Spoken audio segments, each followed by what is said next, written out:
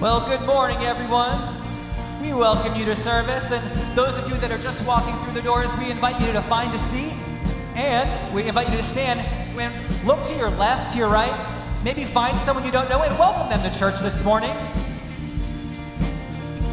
Yeah, greet your neighbor. Who breaks the power of sin and darkness, whose love is mighty and so much stronger, the King of glory, the King above all kings,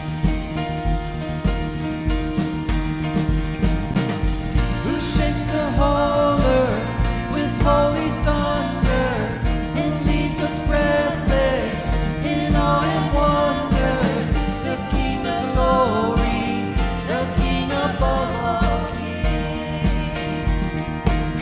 This is amazing grace. This is unfailing love,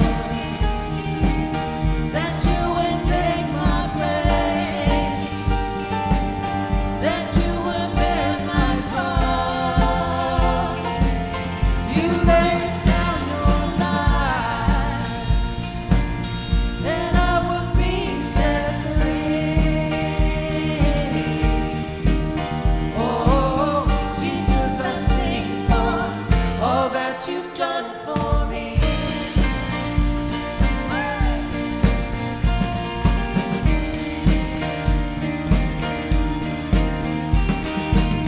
Who brings our chaos back into order, who makes the orphan a son and daughter, the King of glory, the King of glory, who rules the nations with truth and justice, shines like the sun in all of its brilliance, the King of glory, the King above all kings. This is amazing grace. This is unfailing love, that you would take my place, that you would bear my cross. You laid down your life, that I would be set free. Oh, Jesus, I sing for all that you've done for me.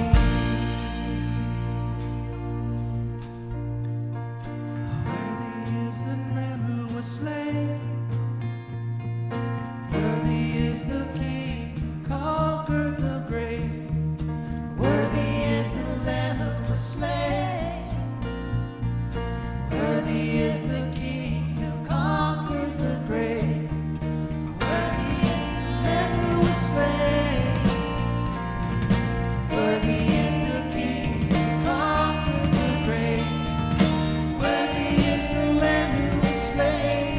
Worthy, worthy, worthy. Oh, this is amazing grace.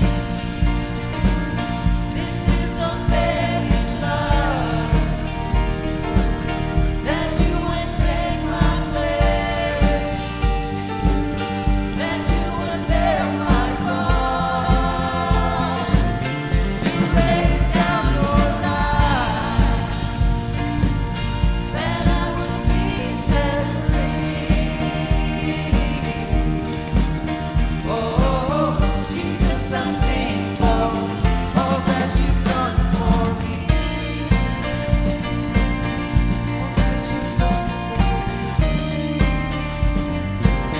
All that you've done for me.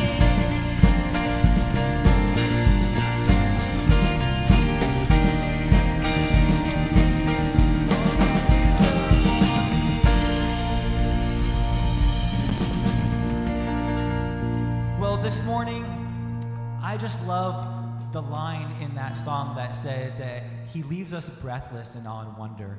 You know, I've been a follower of Christ for over 20 years, and he still leaves me in awe and wonder. And that's why we're here, friends. It's more important than any friendship or relationship that we have. It's the relationship that God wants to have with us. that he gave his most prized possession, his son, so that he could be in relationship with us, and he is just waiting for us to let him in. This morning, we are so excited to introduce a new song to you called Beauty for Ashes. And it continues that relational theme, and it also reminds us of the comfort that we have that when we allow God to be the authority of our lives, that he can take our sadness and replace it with joy and turn our mourning to dancing. But instead of you guys having to learn it right out the gate, we're going to sing our favorite part, the bridge of the song, so that way you're a little bit primed. So let's sing it here. All right. Here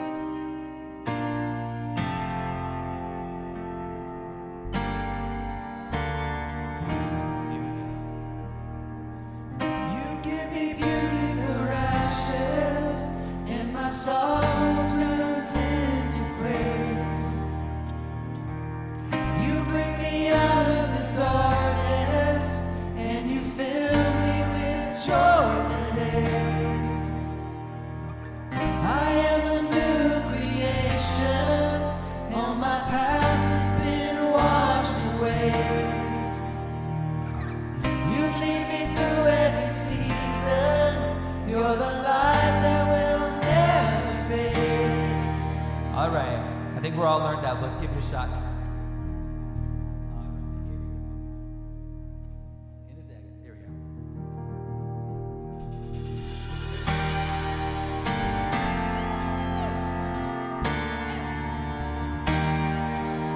From the ashes we rise to beautiful life. Everything is made new. We lift up our eyes, our hands lifted high. The majesty is our view. We are letting go of all the things that we went through. We are holding on to you, 'cause you will always lead us through. Jesus, we will take your hand, for you will lead us to the promised land. Find a life with you, over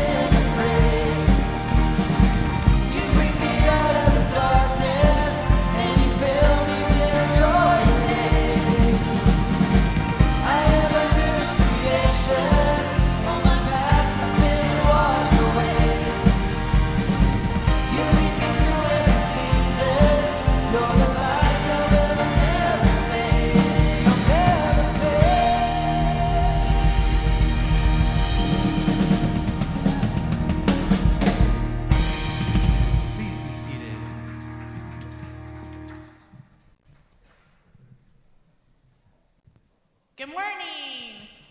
This cord's all tangled up. For those of you in the room, for those of you online, welcome. It's always such a joy to spend Sunday mornings with you. And we just have a lot going on around here. You weren't here last week. You were out in the community serving, being the hands and feet of Jesus through Serve Day. 290 people participated in Serve Day last Sunday, which is such a win.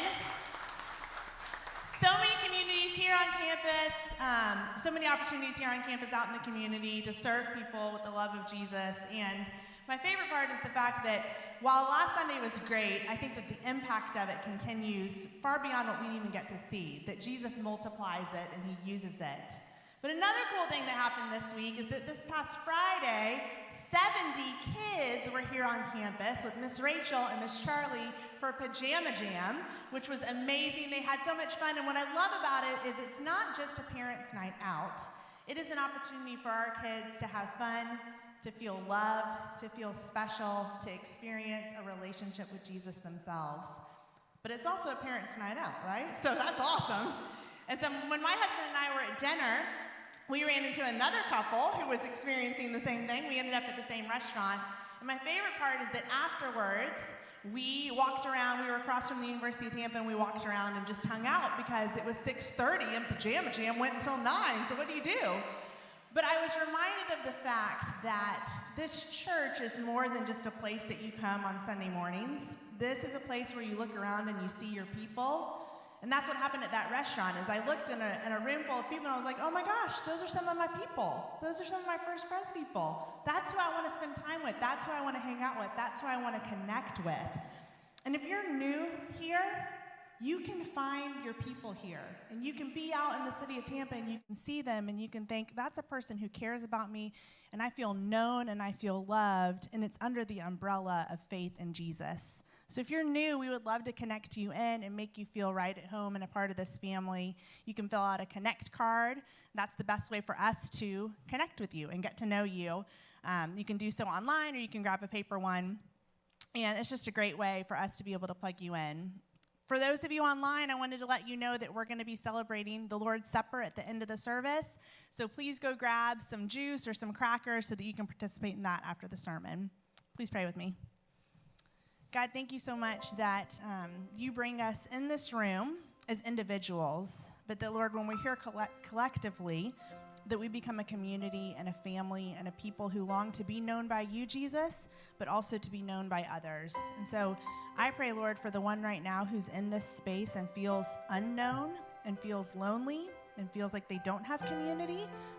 God, I pray that they would take that first step, that they would initiate, that they would figure out a way to get plugged in. And I pray, Lord, that we would turn to each other and make each other feel welcome and loved, because that's what this is all about, Jesus, is relationship with you and relationship with each other. So thank you for that. God, we have a lot of people on our hearts and minds who are going through loss, who are going through sickness. And Jesus, I just bring each one of those people to you this morning. I pray that you would meet them in their devastation, that you would meet them in their grief.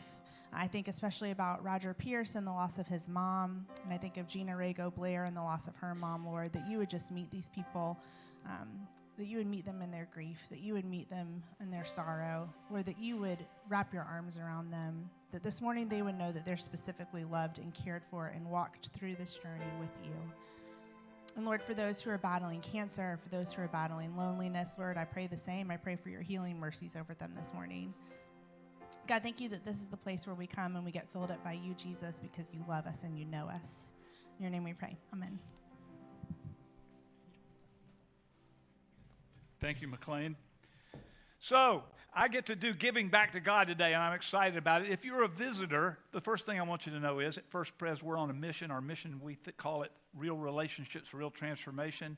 We believe that a real, authentic relationship with Jesus and with other people, your people, our people, turns you into a transformed and transforming person, and that's what we're all about. But if you're in here today, this morning as a visitor, we'd love you to join us in that mission, but we're going to have a kitchen table talk right now. We're going to talk about our financial results and our operationals for 2023, but before we go for 2022, but before I go into that, just a couple of things I want everybody to be thinking about. I want you to stop and think about the fact that First Presbyterian Church was founded in 1884, downtown. We're in about our 6th home here. The physical place has changed repeatedly. And here's what I want you to know. This is a very unique and unbelievable opportunity that we're in the middle of now. Stop and think about it. We've relocated and we're building an unbelievable new building. All that's going on, and you and I get to be a part of it. The next thing you need to understand is that we're growing. Compared to the 3 Sundays that we met in January last year, Sunday morning for adults, just in the room, up 61, 61, and 56% for the first 3 Sundays this January versus last. We're growing. And why are we growing? Because it's for real. We really are about real relationships. We're really about real transformation. Now, why else would we be here? I'm not here for any other reason. So all of that's so exciting. I don't want you, take advantage, choose to be a part of this exciting. This is not just an everyday moment in the life of the church. This is a unique opportunity, and I want to seize it. I'm having a blast. I love you. This thing is awesome. And it's about relationships. We're going to build this cool building, but what we're really going to use, that's going to be our launch pad for more relationships. We'll be able to fit more people in there.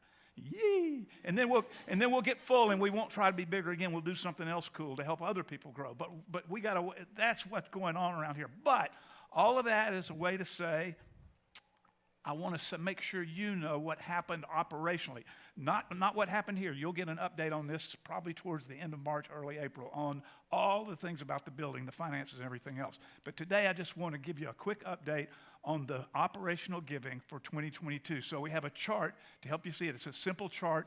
Even I can read it. So red is expense, green is revenue. So you see automatically that expense was bigger than revenue, right? Can you see that? Do you need any help?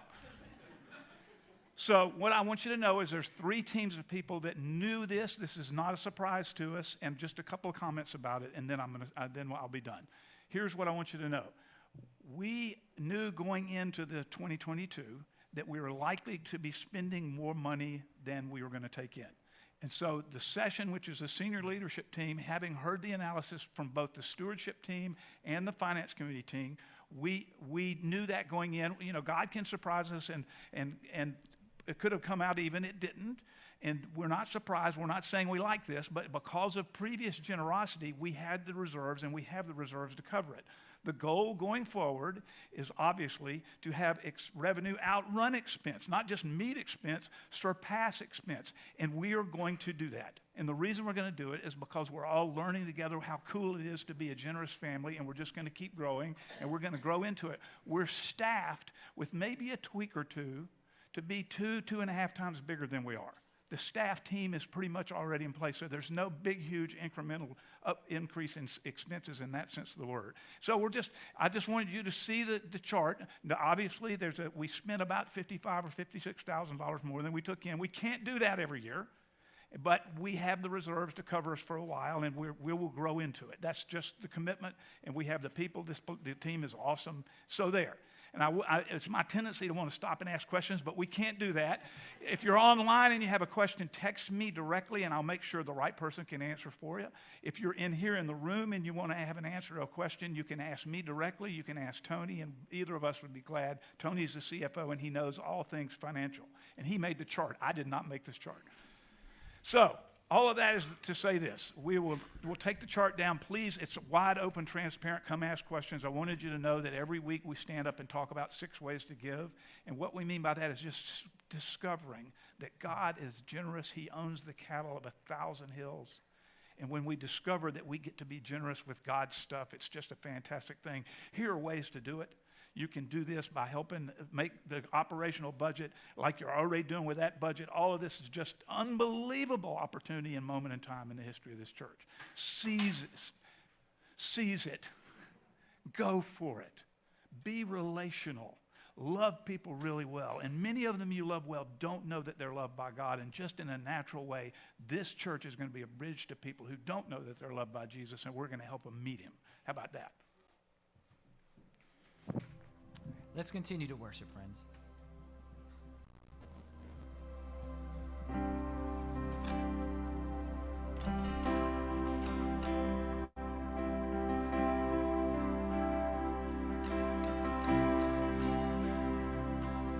splendor of the King,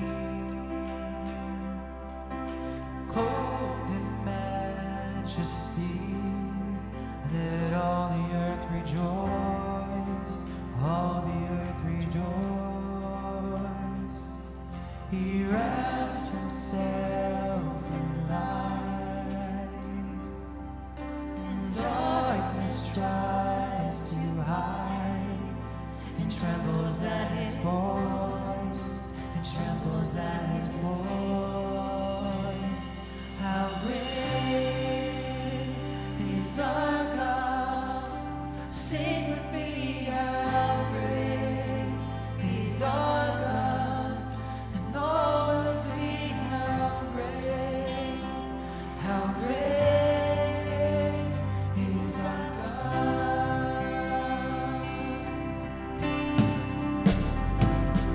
And age to age he stands, time is in his hands, beginning and the end, beginning and the end.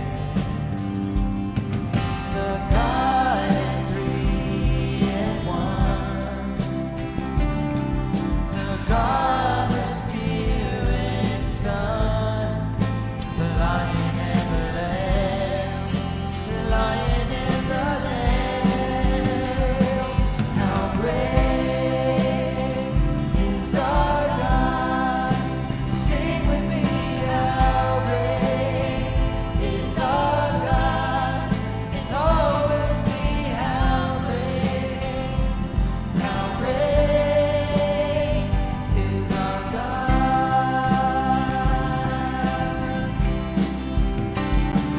How great is our God?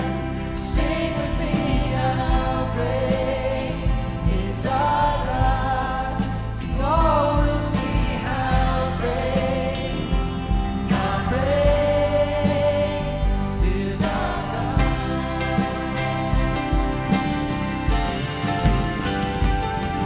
The name above all names, you are worthy of all praise, and my heart will sing how great is our God. He's the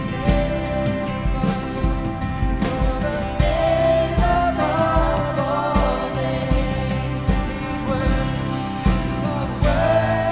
of all praise. And my heart will sing how great is our God. 'Cause how great is our God? Sing with me, how great is our God? And all will see how great is our God. Let's sing it out one more time for us, praise. And how great is our God? Sing with me, how great is our God? And all will see how great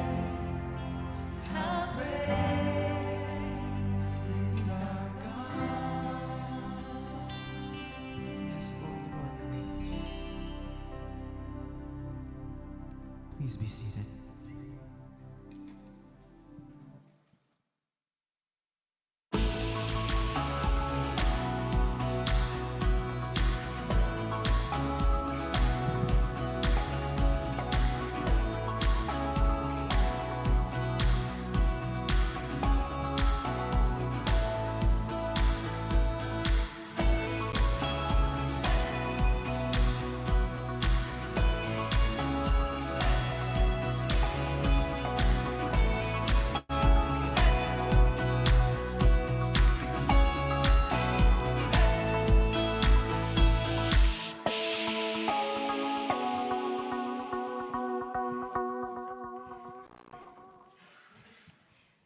How about this? You didn't expect to see this, did you? So we're doing something a little different today and next Sunday. And so you can see we have Chris and Katie Kale here with us. They've been married 8.5 years. It was my pleasure to preside at their wedding. And they have 3 children, Caroline, who is 6, James, who's 5, and Charlotte, who is 2. How'd I do? Great. Without looking at notes until Charlotte. Great. Yeah. Yeah, there you go. So we're gonna talk about marriage. It's a sacred institution. This to my left is Kathy Connor. She and I have been married 45 years in March. So 45. She's not even 45 years old, so I'm in a little trouble still. So here's what we're going to do. We're going to talk about the purpose and meaning of marriage. And what you're going to hear this morning is a powerful, compelling, biblical understanding of one of the features of the biblical purpose and meaning of marriage. And here's the second thing I'm going to say about what you're going to hear this morning. I'm guessing that 10% of Christian people think of their marriage in the way that we're going to talk about. We're just going to come straight off the pages of the Bible to get there. Marriage is about service. And you just haven't thought about that in that way before. You haven't. You're going to leave here today fired up about the way you think about marriage as it relates to what we mean by service, biblical service. Now, this is a vision for marriage for married people, for single people, and for single again people. That's what we're doing here. Everybody's involved. That's what's happening today. So we're going to have a conversation. They have received the questions ahead of time, and Kathy's going to be the convener, and then I will see what I say when she starts asking questions. But we have some really fantastic stuff, and Chris and Katie have agreed to do this with us, and so I'm excited about you guys being here. Thank you. And Kathy, I think next is the first question. And it's going to come up on the wall, and it would be okay if you got your camera out and took a picture of the question during what we put up on the screen this morning. Go ahead. So, Katie and Chris, thank you for being here. Yeah. And I know y'all are grateful and you're going to love what they have to say. But I want to ask you right out of the gate, do you feel like you went into marriage with unrealistic expectations? And if so, what were they and what do you think fueled those expectations? Well, I might have come into this talk with unrealistic expectations because you have notes and I don't. I should have brought my papers with me. But thank you guys for inviting us to do this. And Katie said, "Oh, I think they're going to invite you, Chris, because you're good at speaking on stage." And I said, "Well, I kind of wish that you thought it was because we have a great marriage."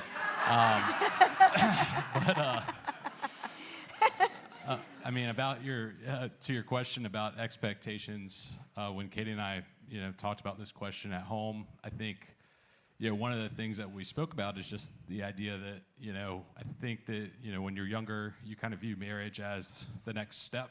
Like, hey, we're going to get engaged, and we'll get married, and then we'll have kids, and then live happily ever after, right? And it's just we're just going to check these boxes and then move forward. We got married and did that, and thanks, Joe, for picking the tab up. That's my father-in-law there. And then, it took us a while. You're going to pay for it the rest of your life. Yeah. I get that. Excuse me. Yeah. So I didn't mean to interrupt. It's okay. It's all right. But I think, it took us a while to have Caroline, our first child. And I think that, that's when, just checking those boxes didn't come as quickly for us. And I think that probably happens in a lot of different ways in a lot of different parts of life, but that's how it worked for us in that season. And that was, I think, probably the first challenging season, and it wasn't really a challenge between us, but it was a challenge, I think, for us. I think that was early on something that just kind of showed that, hey, this, maybe the expectations that this is going to be easy or automatic or might be a little unrealistic. Yeah. Katie, what would you add? One thing we also talked about too was just the idea of when we first got married, if we had an argument or if something went wrong, there was like a scary feeling like it's all over, everything's done, we need to walk away. And just understanding, it took a while to understand that we had this commitment to each other and we decided, this is forever. And so, not that means that I can get away with everything, but I think it just means that we had to work through it. We had to get to the other side. It's fantastic. So Fitz, No, you go next. I'm asking you. Yeah, I know, but I'm going to wait to see what you say. No, I'm asking you. So just truth in lending, there's some things I could say that I'm not going to say. So I'll say about me. There's lots of expectations that I brought to the table. I had no idea that were inside me. And I think one of a centering kind of piece of that is that I grew up and my mom and dad were divorced. They remarried, but I never really saw a whole lot of, my dad didn't model service. He's a good guy. He just was sort of a nice guy that just sort of was there. And he didn't do much for my mom, and he didn't mistreat her, but he just didn't do much. All he did was work. And so I didn't know how to treat a woman. And so how does that impact expectations? I think I learned a lot about myself that I didn't expect to learn. A lot of it was troubling in the sense of pain related. So I had these deep needs that I didn't know that I expected you to fulfill. Now, she knows this. She knows that I had deep needs that if any woman had seen the needs like on a list of paper like this, they would run in the other direction forever. I'm serious, because I just had all this stuff. It was like baggage that I brought into the relationship. And so, by the grace of God, plowing through it, which is what I have done. So 45 years later, I'm in decent shape. You think? You're amazing. So, No, you are. Kathy, do you feel that you went into marriage with unrealistic expectations? And if so, what were they? And if you can remember, what fueled them? Well, one is my dad always had a world-class yard. It was always gorgeous. I'm teasing. Are you saying that I come up short in this No. category? At first, it was a little different than what I envisioned, but it's then you grew into it big time. But I'm being silly. Actually, that was true though. It's weird how those things are true, and they're little, but it's those little things that kind of like, wait, what? This isn't going to be gorgeous, and the yard of the month, and and it became that. It totally became that. No, it's not. But also, I think without realizing it, I think I had a little bit of that knight in shining armor thing in my head. I failed there too. I can't get the yard right. I ain't riding on no white horse. No. Since I think you met expectations in ways that I had no idea that I needed them, and so it became more than what I expected. That would be the real thing that surprised me. Because there were things about me that needed healing and wholeness and flourishing that couldn't have happened in these surprising ways of what you brought to me and how you challenged me. That was an unrealistic expectation that I had going in. I had no idea of the surprise of what you would be bringing to me. Some of it hard, but all of it good. Does that make sense to you? And I'm so thankful for the way you've challenged me. So that was an expectation I had no idea about. Yeah. How about that? Yeah. Did you know you were going to say that before we sat on this stool? No. Good for you. So, marriage. You ready? Marriage ain't about you. I'm sorry. It's not. And I'm about to show you in the Bible, but not yet. Marriage is not about us. Chris, it's not about you. It's about serving her. Kathy, it's not about you. It's about serving me. You Okay, forgot fellas, to I say told it to Katie. You forgot to say it to Katie. He's waiting. I figured you'd pick that up. Yeah. Katie, it's not about you. Thank you, Kathy. Got your back. So this is a powerful and compelling thing that really, I just don't think, I did not grow up. Part of what I tried to say was I didn't even know that that's what marriage was. And I'm a Christian. I've been following Jesus since I was 18, but I didn't know this, and I wasn't taught that marriage is about her. Because I really came into it wanting for me. And I wanted for her. I'm not a caveman, but really, unknowingly and unknowingly, I came into marriage looking to get. And so here's what I want you to see. It's not about you. It's about serving the other. And we're going to invite the great Apostle Paul right now into the room. And we're going to see a text that may send some of you into a low earth orbit because it's got words in it that we're going to have to talk about. But here we go. Ephesians chapter 5, and we're going to read several verses. Look carefully at these words, and I'm going to talk about a couple of these words in a way to try to help you unpack them and make sense of them in your life and in your world. Submit to one another out of reverence for Christ. Now, if we had this in a paragraph form, you'd have that sitting there. You with me? It'd be sitting up top, and now we're hanging the next things underneath it. You ready? And I'm going to come back in a minute and tell you, about this word submit, hupotasso in Greek. You ready? Here we go. Wives, I'm going to read through the whole text, Sue, and then come back. I want to come back to back up to the top. Wives, submit yourself. I got lost. Wives, submit yourself to your husbands as you do to the Lord. For the husband's the head of the wife, as Christ is the head of the church, his body, of which he is the behavior and the Savior. And on we go.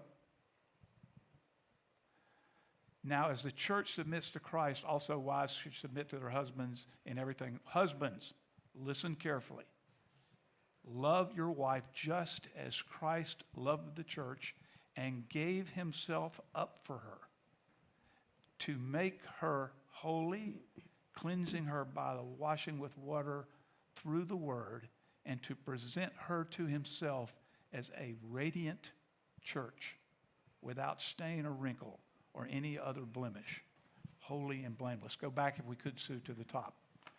Submit. You see that word up there? Hupotasso. Now, I want you to understand something. It doesn't mean what you think it means in the 21st century, where it means that some mean person is going to beat you with authoritarianism. It doesn't mean that.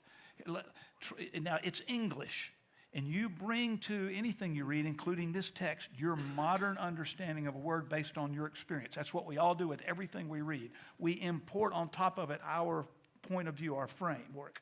And we can never not do that. But you have to trust me. You have to suspend whatever positive and negative that word means to you, and let me try to say how radically good this is in every culture, not just a 21st century Western culture that's kind of pulling apart at the seams about everything that has to do with relationships between men and women. That's not what it means.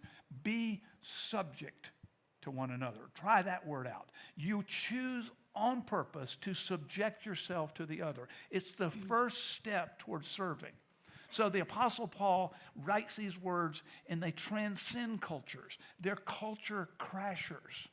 There's not a culture yet since Paul wrote it, in how many thousand different kinds of cultures than the way men and women relate to each other in marriage customs, how many different kind of cultures have there been where the Christian message, this is radical. To say men and women are to submit to each other in Paul's world, are you kidding me? No man would submit to a woman, period.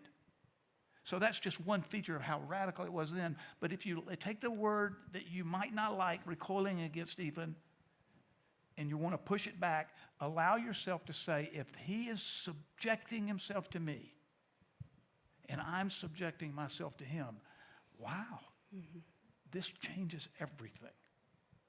This makes all the difference in the world. How are men and women supposed to relate to each other? By subjecting themselves to each other. And now, we're drawing into the word serve. Yes, I have notes. We're drawing into the word serve. If I could go to back to the second slide.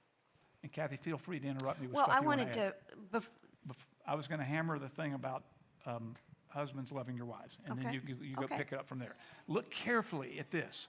What I want you to understand is service, the marriage is a picture or a parable of God, of God's relationship with his people, of Jesus' relationship with his church. I'll say that again.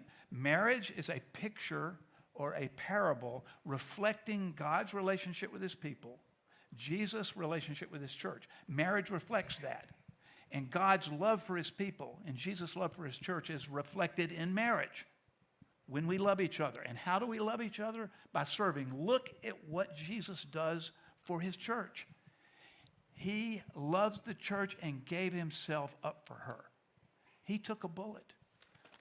It's on the wall behind me, a cross.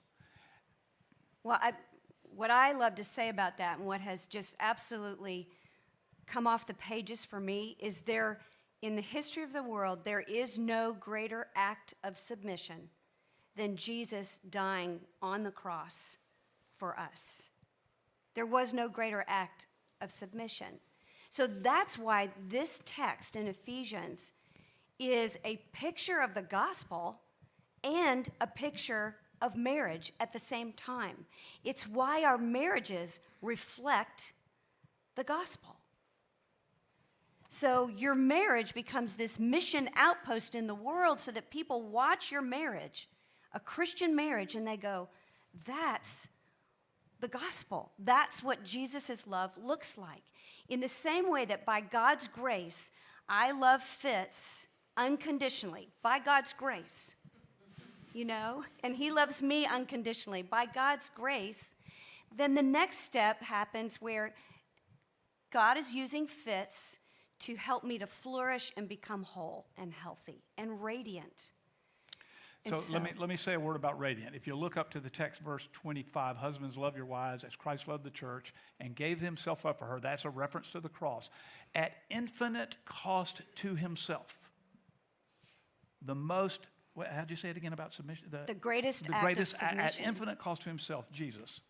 The greatest act of submission, subjecting to the cross, Jesus' death. Resurrection comes after it. But look at verse 26. Look really carefully. Why is Jesus giving himself for us? Why does God love his people? Why does Jesus love the church? Look what Jesus is doing to the church, to serve the church. How? To make the church radiant. In other words, that we become the people that God made us to be. In marriage, you are the vessel, the primary vessel probably, for God serving the other person to do what? Make that other person radiant. Use the word flourish if you would like. So the serving him, serving her, so that he or she becomes radiant, becomes the person God made him to be. That's a central meaning of what marriage is about. That's what we're doing for each other. And then obviously, Kathy just said it, I've said, I'll repeat it, we reflect the gospel, the good news that God's love for all people. That's what we're doing when we subject ourselves to her need, and you become the radiant being that God made you to be. You flourish. And then, of course, I'm going to flourish if she's flourishing. But so that's why service is at the center of it. And we also know that there's a vertical and a horizontal component to all of this. And one affects the other. Our horizontal component is the way that we relate to each other out of commitment, out of the covenant that we have made. I think we have a slide that says that, if we want to get that up there. There we go. No, Nope. Not that one. There we go. Pardon us. This is. We didn't know how this was going to necessarily go in terms of the questions and stuff. So it'll all get in. Well, you want to pick it up? Nope, you're good. Okay. So that we get this opportunity to give to the other what Jesus is giving to us through the vertical. So as Jesus pours into my life and loves me and forgives me and pours his grace and mercy and kindness into me, I then have that to give horizontally to Fitz in marriage. That's why it is so important with Jesus at the center of our marriage, that I'm getting filled up by Jesus so that I'm not operating on my own steam to give Fitz just what I have, my personality. And because that will come to an ending place. I only have so much. But Christ in me allows me to be forgiving and full of grace and mercy in ways that I naturally might be a little bit, but nowhere near what Jesus gives me. You drifted over to vertical, which is fine. We can see it. They can't. But let me say one more thing. No, let me say one more thing about horizontal. So what I want you to understand, the word obligation. Okay, so I needed to say something about that. You feel it already. You know, as a married person, that you have, obligation's a good word here. You have this duty to serve the other. And you don't have to be a Jesus follower to feel it. God made us in his image, even if we don't believe that. And God made human beings, and there's goodness in us, and there can be good marriages, and there are good marriages all over the planet in thousands of different cultures. And so we all feel that. But here's the theological thing that's going on based on what we just read in Ephesians chapter 5. if Jesus loves you, which he does, and if he gave everything for you, which he did, then how can you say, I'm not going to love her and serve her? So, and Kathy was going over to the obvious. She went, that horizontal reality is fueled by this vertical reality. So Yeah, I want to just get that absolutely. in so we can go to the vertical slide now.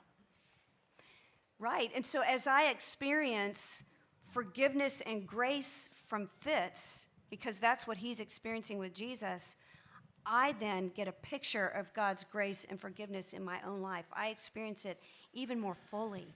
It's just this unbelievable flow. And when you're not doing well, and I've noticed this in our marriage, when I'm not doing well or when Fitz isn't doing well, you only have so much to give and sometimes nothing to give if you're hurting, if you're grieving. But when you're being fueled and loved by Jesus, it enables you to give when you don't have it. We're coming. There's another one So coming. I have a question for y'all. Not yet. Oh, I okay. wanted to say one other thing. And that's this. If the horizontal alone over time can get to be kind of tiring. It's a long run if there's not more than just us. Right. That's another way of saying what Kathy just said. And it doesn't mean it can't work. It just means it can get to be kind of tiring. Marriage is not, we have Kathy, Fitz, Jesus. And you, our family. But it can be tired. It can get tough if there's really not something outside of us participating in. I wanted to make sure we said that. And so let's go jump on the next question. So how do you see the importance of service in your marriage? Why is it necessary as a central practice in our marriages? Well, I think a lot of, where our marriage is today, we've got 3 small children. So if you have or have had small children, you, I think, understand that. But we've, a lot of, I think, our stress and challenges and tiredness and the need for us to help and serve each other comes from, really serving our family. And I think that the way that we communicate with each other models, how they're going to be. That's something that we've talked a lot about. And just trying to share resources. They call it Automobile University on your commute, right? Plug in a podcast, and now you're learning something new. So listening to stuff that she's listening to, and trying to compare notes on different ideas or concepts that we can use to have a unified front as a married couple, as opposed to Chris's approach or Katie's approach. Oh, nice. Yeah. Katie, what would you say? I think, like Chris was saying, with our small children in our house, we are the model for them right now of a marriage, and the way that we love each other hopefully models our love of Jesus. And so for our children right now, their faith is becoming not just Sunday school anymore. It's becoming like another level. They're starting to ask questions and putting it into practice. And so I feel for us, it's such a tangible way when we do things simply by serving around the house or acts like that, that it does model for them the love of God. And that puts a really big impact on us when we're thinking through our day. It's powerful. Kathy, Yes. your turn. One of the ways that I see service as this practical, central piece in our marriage is where I have doubt in my own heart or wonder, if I can do that, or Fitz becomes God's yes in my life. And he's always, one of the biggest ways he serves me is encouragement. And it's a big yes from him, whether it's to go out and play or it's to go pursue my MDiv years ago. He said, you need to go and finish this thing. We had 2 little ones. And he said, you need to go and finish this thing or you'll be 80 years old before you get your Master of Divinity, And I was like, what? I have little babies, And he said, it's only going to get harder. Let's do this. And that came from him, watching me and wanting to encourage God's gifts in my life. That is a picture of how he is always with me. It's just yes. Ain't I something? You are. Yeah. You know how you serve me? I say I want to go play golf. You say go. Yeah. You got that? I had to get that in. Oh, yeah. So our nest is empty. So it was when our boys were little, yeah, it took everything we could do to do what you were talking about. And people are before, during, and after that who are trying to be married and trying to be Jesus followers and trying to raise their kids. And your children are picking it up. Yeah, they know. They know you love each other, and they know that Jesus, you love him, and you're trying to figure life out. They know it. And they couldn't say it maybe. Maybe they can. We'll see. But they will over time. Have at it. Yeah. I have another question for you, if you don't mind me asking. I'd love for you to ask it. I see it right here. How do you see the dynamic of the biblical principle of God as a resource at work in your marriage? I think, when we talked about this question, I think being intentional about, how you're going to approach a marriage or raising a family or, what the goal is. I think, at work, I've got lots of goals and I'm very clear about what I want to do. And then, are you that way with your marriage or raising children? So I think just trying to implement family values, and here, we want to treat people with kindness and putting that on paper and showing it to the children and trying to get them to understand, hey, this is the type of family we're going to be. This is the type of life that we're going to live. And tying that back to either scripture or, things that they've heard in Sunday school and trying to make it age appropriate so that they can understand it. So I think that's the main way that we use God as a resource in our home. And that's not just for the children. We also do that with each other and say, hey, where are we trying to go here? And how do we get over there? How do we make it there, right? Yeah, it's fantastic. Katie, what would you add? I think a lot of it has to do with prayer.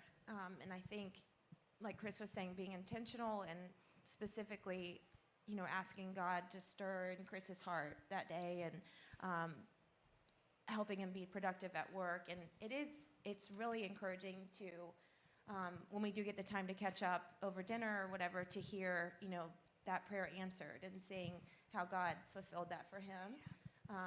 And in our family, just over our children, that's going into schools right now feels heavy. And so just having them covered in prayer every day is pretty central.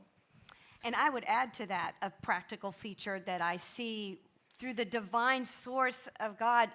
When I go about my day, knowing that Fitz is actively praying for me launches me into the day. And I love telling him that I'm praying for him. I love telling our children the same. And I know that he's praying for me in very specific ways. It's not, hey, Lord, bless her. But it's, specific. Bless her. Which I appreciate. But I know he's on it. He's just on it. If I'm hurting or if I'm excited about something, I know he's got my back and he's with me in prayer. But I love sitting down and praying with him too.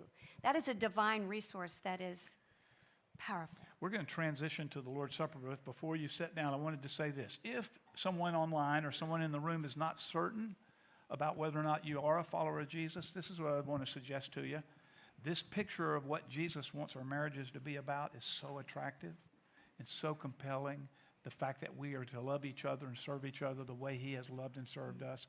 I would invite you to maybe step in a little closer, take a little bit better look. This is a powerfully compelling, loving person, this Jesus, who lived and died and lived again for us. So I just offer that as an invitation, and I'd be happy to talk with you about that more if you would like to take that step. Thank you, Chris. Thank you. You're awesome.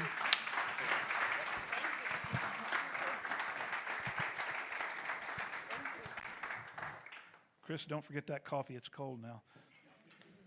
So we're going to transition to having the Lord's Supper, and we're going to use Jesus speaking about himself. And he says this about himself. Mark chapter 10, verse 45. Referring to himself as the Son of Man, he says, the Son of Man did not come to be served, but to serve and give his life as a ransom for many. Beautiful Greek verb in there, diakoneo, to serve. Jesus came not to be served, but to serve and give his life. And so that's what's happening here. You're being served by Jesus Christ at this table. He's real and present in these elements, that it's both a symbol and a real presence of Jesus' love and Jesus' service to you. So when we break and eat the bread, this is Jesus' ultimate act of sacrifice. When we drink of the grape juice, this is God present in our lives as the resource that we need outside of ourselves. Friends, let me invite you to do something. Sit quietly, maybe pray for people as they come forward. Think about your own sense of service, and here's the take home for you. This is the assignment that you have. If you're married, if you're dating somebody and not married, if you're single and not dating anybody, you can all do this. How are you serving the other? And go home and talk about it. Or go out on a date and talk about it. And if you're single and not dating, think about how you served or were served by someone you've dated in the past. Jesus is our model. Jesus is our resource. Friends, eat, drink, love well, serve the other. The ushers are going to send people coming from the back to the front, and I see that we have some folks ready now. And I have 2 elders who are going to come and help Kathy and me. I've heard 1,000 stories of what they think you're like, but I've heard the tender whisper of love in the dead of night, and you tell me that you're pleased and that I'm never alone. You're a good, good Father. It's who you are. It's who you are. It's who you are. And I'm loved by you. It's who I am. It's who I am. It's who I am.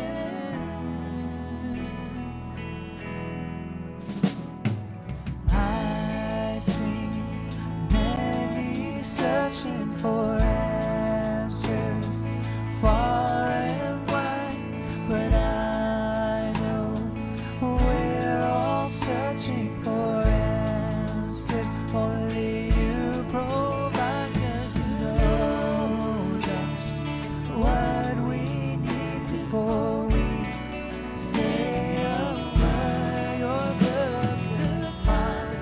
It's who you are. It's who you are. It's who you are, and I'm loved by you. It's who I am. It's who I am. It's who I am. You are perfect in all of your ways. You are perfect in all of your ways. You are perfect in all of your ways to us. You are perfect in all of your ways. You are perfect in all of your ways. You are perfect in all of your ways to us. Love so undeniable, I can hardly speak. Peace so unexplainable, I can hardly think as you call me. Deeper still as you call me. Deeper still as you call me. Deeper still into love. Love, you're good, good Father. It's who you are.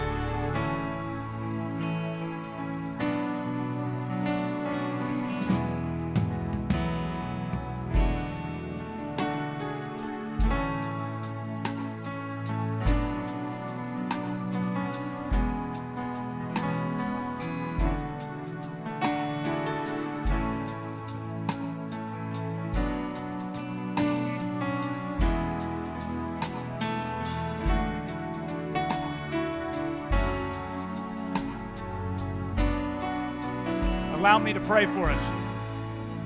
We thank you, gracious God, that you served us. You gave your life for us.